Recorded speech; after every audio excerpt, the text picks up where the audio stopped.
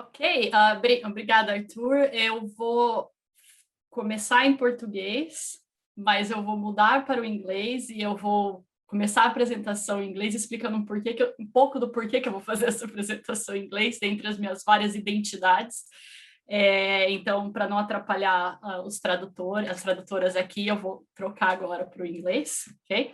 So, thanks everyone First, thanks, Arthur, for the invitation. It's a pleasure to be here, and it's a pleasure to hear from my Brazilian colleagues a lot of exciting ideas emerging from the country. And in a way, we always knew that. We know that there's a lot happening in Brazil, and I'm so proud to be in a space where those voices are being heard. So thanks again, Arthur and the British Council and everyone here for organizing this. It's an amazing event. I'm sure lots of exciting things are gonna leave from here as well, which is again looking for the future. So thanks. I'm gonna start sharing my screen now, but I'm gonna start with a different. So let's see if it's working. Is this working? Sim. Yeah, great. Sim. Thanks. So this is me. So my name is Haira Gandolfi, and people never know if I'm Brazilian, what I am, because I have a different name, not Brazilian, not anything really. And this is kind of interesting for my identity construction. And this exercise of preparing this presentation for this event was interesting because it made me go back to my trajectory and try to see who I am in relation to Paulo Freire, who I am in relation, which is a little bit easier for me, who I am in relation to the colonial studies, who I am in the UK as a Brazilian.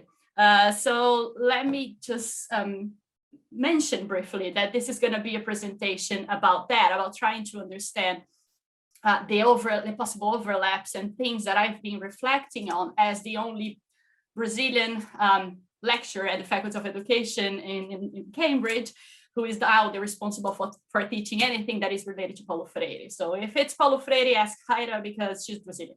So this is me trying to understand that side of my work with the other things I've been doing here in the UK and how Paulo Freire has been part of me as well as part of my job. So it's kind of what I wanted to talk about today, and just a brief overview of the presentation. So I'll start by trying to navigate, for me it's an exercise. I'm going to try to navigate like these connections between the topic for today, which is critical pedagogies and Paulo Freire, with work I've been doing here in the UK, but started back in Brazil in relation to decoloniality and science education. So what does that mean? Like to think about those things together. But also I'm going to be doing that in a way as a researcher in the Global North, as someone from the Global South who became a teacher in the Global South, but now is talking to teachers, to science teachers in science education programs in the UK. So what does that mean? What does it mean for us? And it's nice that I'm at the end today, because then I'm kind of listening to a lot of things emerging from the Global South, and I'm coming and throwing my hat here and say, okay, so what does that mean for us in the Global North, where a lot of the discussions we've been having today about oppression and colonization, this is the birthplace of a lot of those things, right? So what does it mean for us here? So to illustrate that, I'll bring some of the things that I've developed as part of my PhD project when I came to the UK a while ago with Ralph, who's here. But it's almost like a reflection back on that kind of work. So I'm looking back to the work I did here with the science teacher around intercultural nature of science as part of this science teaching here in a state secondary school, and think about what does that mean in relation to Paulo Freire and the coloniality, what are the overlaps? But like I started talking about, I started with that, I need to just put this disclaimer out there, okay? So I am a Brazilian. I became a teacher in Brazil. I studied chemistry and then chemistry education in the University of Campinas, which is also my hometown. Almost never left that place in my life. So my whole identity as a science teacher was constructed in Brazil. I not only studied in Brazil and became a teacher in Brazil, but I also taught in Brazil for many years before coming to the UK. And I taught in technical colleges. And we had some questions about that, about what it means to teach in technical education when we are talking about decoloniality. And I am proud to say that I was the most radical person in that college, because I was the only one trying to talk about things that we discussed earlier today. And I was always a little bit isolated, which is something else for my identity reflection. But so Paulo Freire especially was an important part of this trajectory, because the Faculty of Education at the University of Campinas has very strong connections with the legacy of Paulo Freire. Lots of different researchers and teachers who taught me there were very closely connected to the works of Paulo Freire, with Paulo Freire himself. So there was this identity through the faculty, very closely connected to Paulo Freire in the state of São Paulo. I did one of my placements, or what we call internships, as a teacher in the teacher education program, in one of the landless workers movement schools close to Campinas, that was very closely connected to the university and also to the works of Paulo Freire. So I can safely say that I grew up and became a teacher with that idea in my head.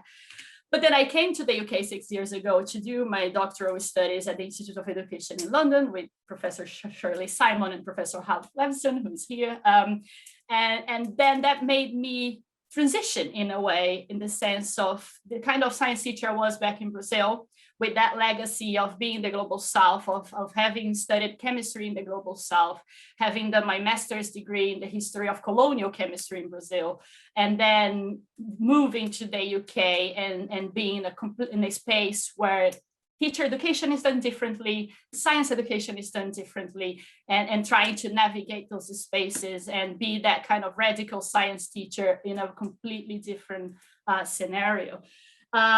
And then I finished my PhD, and then I moved to the Faculty of Education in Cambridge, which is basically the birthplace of a lot of colonial projects.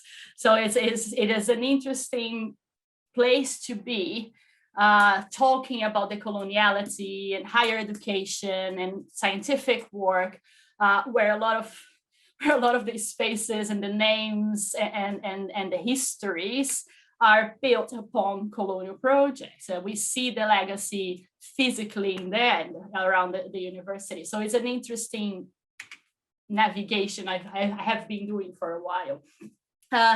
So with that in my head, and because I love history, I wanted to start the presentation with going back and thinking about what are these connections between critical pedagogies and the colonial perspectives, because here in the Global North, talking about the coloniality and the colonial studies seems something that very fanciful or very modern, very contemporary, let's say. And the coloniality is a fancy word, buzzword that emerged with the Rhodes Must Fall movement in 2015. Seems something very new, but I mean, especially if you're coming from the Global South, you know that these discussions have been happening for a while, and not just in the Global South, but also in Global North countries like the US, in the context of anti-racist education and desegregation movements in the 20th century. So actually, critical pedagogies and the work of Paulo Freire and the work of those involved in anti-racist and anti-oppressive educations across the globe throughout that century were happening very close to each other. And although critical pedagogies are much more, let's say, famous in the Global North, you talk about Paulo Freire, people know him, people will kind of understand what he's talking about. I'm not sure if they understand completely, but yeah, he is known. He's well known in the Global North. But the colonial and anti-racist struggles, they are not. But they were indeed happening at the same time. And then if you go back to some of those interesting movements in the 20th century, for instance, in the Global North anti-oppressive education, we see a lot of people at that moment, like Fanon or Dubois and Bell Hooks and the Black Panther schools in Oakland, they are engaging with the anti-racist movement with a language very similar to what Paulo Freire was talking about at the time, and especially via the conscientization or conscientização idea. And I quite like this quote from Bell Hooks, who who is a very prominent anti-racist education in the US, when she identifies, Paulo Freire was the only person at that time speaking this kind of idea that we were feeling as anti-racist educators in the US, like trying to really advocate for desegregation and find ourselves as Black people in the country. So those overlaps, those ideas were all not, I'm not gonna say they are the same because they're not, but they were always in complement to each other. And I think this is a very interesting thing to reflect, because they seem like very different things. And I think they have a lot to talk to each other, and they have been talking to each other for ages now. And if we look at the Global South, we have the same kind of environment. We see the MST schools in Brazil that were built on the ideas of Paulo Freire to a certain extent, but also engaging with a lot of the colonial thinking. If you look at what they are talking about and what they are doing, we saw examples here today of that. And if we look at this Steve Biko's work in the anti-apartheid movement in South Africa and in the anti-apartheid schools in South Africa, engaging both with the colonial thinking and Paulo Freire directly. And then I'm bringing an example from a contemporary case from a colleague of mine who I think might be here, Chucky, and the Lumad schools in the Philippines, like engaging with the colonial thinking and with the critical pedagogies ideas together. So bringing them as part of this rethinking of education. In the case of Lumad schools, for instance, and in the MST schools, STEM education, science education, and what does that mean? So there are plenty of examples around, even from formal education systems. So to kind of narrow down how I'm looking at those overlaps, I mean, I did this historical thing, but I wanted to do a narrowing down so I could talk a little bit more about what I think it might mean to science education specifically. I'm bringing here a quote that is very famous, and the same book that we saw earlier today. And a lot of people look at this quote from the Pedagogy of the Oppressed to think about the banking concept of education. That's a very famous quote because of that. But I think there's an underlying part here that I'm highlighting that is not necessarily prominent in how people talk about Paulo Freire, especially in the Global North, but I think it's central to what I want to do later, which is how Paulo Freire views knowledge. What is knowledge in his ideas? And I think when we look towards the end of this quote, when he's talking about the students in this banking concept of education, adapting to the fragmented view of reality deposited in them. I think this concept of fragmented view of reality is very powerful. And I think what he's saying here is somehow very similar to ideas about the coloniality that we saw being discussed today from the other presentations, is this idea that our students in schools and in general in the world, everyone is not having access to all the reality, to all the knowledge, or to a wide variety of knowledge, so they can engage more meaningfully with that reality. They are just having access to a partial view of ways of understanding our realities.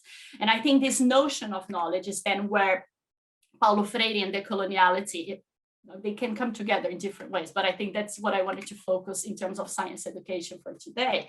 So I think thinking about Paulo Freire's theory of knowledge, if you want, is this idea of a critical reading of reality, this idea that developing knowledge is not just about facts, but it's about understanding the norms, the values, and the interests underlying the so-called facts that we find in curriculum, and especially in science curriculum. We love this name, facts.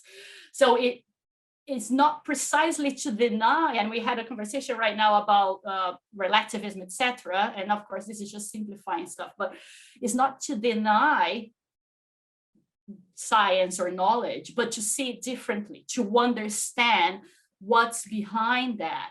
And Paulo Freire, when he brings the concept of conscientização, is going to talk about this in-depth understanding of how the world works. He's going to talk about the more the people unveil this challenging reality, the more critically they can enter that reality. So we are talking about this fragmentation and this partial access to understanding reality, this partial access to having an engagement with how the world works, to really understanding those norms, those values, and those interests. And bottom line, and I think what I'm trying to think about here is this idea that knowledge has a historical and social cultural context of production and of enactment. So that is a link to the ideas that emerge from the colonial theories as well. This idea that knowledge and this idea of critical reading of reality, this idea of understanding what's behind what we have access to as students, as people in general, in terms of understanding their reality. So it's understanding what's behind all that access or the lack of access. So when we go to the coloniality and the colonial studies, and you had that today already, so I'm not going to focus too much on that, we have ideas such as epistemic injustices, or we have the idea of visibility or invisibility, of erasing contributions and erasing this reality. So I think it's interesting when we go to people doing what is called the colonial education, and we look at recent studies from those people, they go back to Paulo Freire. So that Paulo Freire is an inspiration for that, as we can see here in this quote. So from the colonial Portuguese perspective, only the colonizers have a history beginning where they're civilizing arrival and presence. Only the colonizers have a culture, an art, or a language, and are the civilized citizens of the savior world. So they use Paulo Freire's work, for instance, in Guinea-Bissau as a way of talking about this colonial fossilization of mind, of this creation of a fragmented view of reality. And this is the marker of what we can call epistemic injustice. This is the marker of erasing knowledge and erasing access to different types of knowledge. So what does that mean for science education? And I'm putting here science education as a general placeholder for STEM or whatever we want to call that, because I'm thinking about knowledge and then just bringing this to a specific curriculum or topic or area.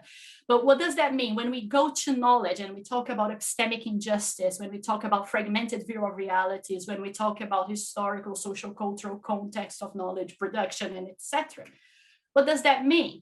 So for me, and this is the work I've been thinking and doing, and something and from other stuff. So for me is this idea of, and not just for me, for some people thinking about that in science education, of course, this idea of understanding scientific knowledge as socially historically produced through a complex links between different groups. And it's not just understanding that, but also deconstructing the mainstream narratives about scientific and technological knowledge and development, and reconstructing all their plurality, reconstructing the complex areas of knowledge production, and how knowledge is produced in different ways. So really reconstructing those social cultural trajectories. And Anna was showing some examples just now of the stories of those social cultural trajectories that have been erased from how we talk about science, how we portray science, how we talk about scientific development. So it's really about deconstructing those mainstream narratives and bringing those social cultural trajectories that are plural, that are complex, that involve very interesting stories and very oppressive stories as well, like links to colonial projects, the links of science and technology to colonial projects, neoliberalism, etc. So for me, and this is something I keep banging here, because it's not just about diversifying, and of course that is very interesting and very helpful. So, but it's not just bringing examples, it's really unpicking, it's really to bring the language of Paulo Freire, is really to be critical about those examples and understand the positives and the negative sides of everything and the complexities behind all those different frameworks, traditions, knowledge, and how they come together, how they engage with each other, sometimes in very oppressive scenarios, very oppressive encounters, but nonetheless recognizing that the science we talk about, the science we teach, the technology we teach, the maths we teach, was built on intercultural encounters of oppressive, sometimes not oppressive, but most of the times oppressive nature. And I like this quote by Roy is a historian of science here in England. He researches the history of science in the British Empire, and he talks about that science was itself built upon a global repertoire of wisdom, of information, of living and material specimens collected from various corners of the colonial world. It was about extracting scientific information and specimens from colonized people. And coming from Latin America and in a lot of countries in the global South, we know that history much better, because that is our history in a way, and we learn about some of those things when we are studying our colonial legacies. But it is really trying to understand how the science we teach is also part of that colonial legacy. It's not just history or geography, right? So for me, I will argue that this is what needs to come closer to science education. This needs to become explicit in science education. It's this idea that science was built through those intercultural encounters. So I'm just going to really throw some things here on the screen, some examples from traditional curriculum in science. So we have Darwin. What is the relationship between Darwin's travels? They're so lovely. He's traveling around the world collecting specimens. That's lovely. That's the basics of the evolution theory, right? Why was he able to travel like that at that time? What was happening? What was the social cultural context? Who was he engaged with? I know I have colleagues from Chile here. What was he doing in Chile? What allowed him to be able to travel like that? Who was behind it, right? We look at the South Asian area of the world, amazing legacy in metal production and metal development. We look at our history in South America and Latin America, a lot of traditions in terms of exploitation of natural resources emerging from that. That's the history of our chemistry, if you want, in South America. We have states named after mines. We have whole development of universities around mining. Why is that? And that's not just history, if you don't want to go back to history. That's a reality. We have cobalt mines in Africa. Why there? And why they're in those conditions? What is driving that? And what is driving technological development today? I think those conversations are the ones we need in science education more than ever. So I'm conscious of time, and I Arthur, please, I forgot to put my clock here working. Do I have a little bit more? Is that okay? Yes, you're okay with time. Yeah, I'll let you know if okay. Yeah, so fine. So I'm not going to spend a lot of time on this. I promised that I was going to talk a little bit about the Global North. So I'm talking about the Global North now. But if you want to hear more about the kinds of work I've been doing here in England, especially with secondary science teachers and pre-service science teachers, please drop me a message. I love talking about what we've been doing here. Although I'm not saying that it's amazing and super, super innovative or even easy.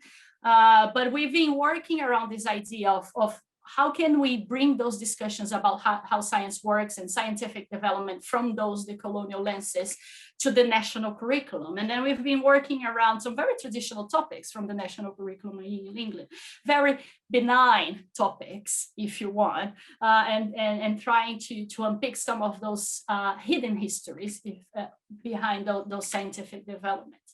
And because we are in the Global North, I quite like this quote. I heard from Bruno Latour, fancy white man talking, but he was talking about specifically in terms of environmental justice. But I quite like the general feeling behind that, because how do you talk about those histories and those legacies when you are talking with a lot of white British teachers? Which is the case here. We have in general, some places in England, a lot of multicultural schools, but the makeup of the teaching profession is still predominantly white. So they are white teachers working with multicultural students in general, right? So how do we establish those connections? And I think I quite like this sentence because it makes us think about, okay, even if you are in the Global North, even if right now you are not necessarily that close to indigenous communities, however you understand indigenous communities, if you are not necessarily living in places where environmental disasters are happening right now and not for the future of our children, but happening right now. So how do you talk about that when you don't get to see those legacies and those oppressive situations that from close to you, right? And I think this idea of where we live in and where we live from is a powerful one, because despite everything, the global north still lives from the global south. The global north still lives from natural resources, cheap labor exploitation in the global south. So how can we bring those global understandings of oppression that are generated by being alive in neoliberal capitalist societies, and in some cases, like here, very rich societies? What are the connections between our students and teachers here and what is happening in other places in the global south? So what are the connections between because I'm a chemist, so I'm always thinking about natural resources exploitation. So what are the connections between that history, colonial history of natural resources exploitation, let's say in Brazil, and what we have now in terms of technological development and uses of natural resources? And I just want to flag, because there was a question in the chat earlier today about this idea of environmental justice, and I think that's something here that is very powerful, where social justice, environmental issues, and science education come closer and come together. So for me, it is, again, bringing that idea of defragmenting our views of reality, building on conscientization or conscientization, and really tackling the notion of epistemic injustice in the global north curriculum. So it's kind of an interesting thing to be doing. I have fun with that, but it's not necessarily easy, trying to bring those conversations to those with a history of being the colonizers, right? And then so just to show you some of the things we've been doing that mostly with students aged 11, 12, and 13, because they are the ones not still oppressed by the assessment system in the UK, if you want. So just some ideas of how we've been dealing with the topics. Happy to chat more about that later.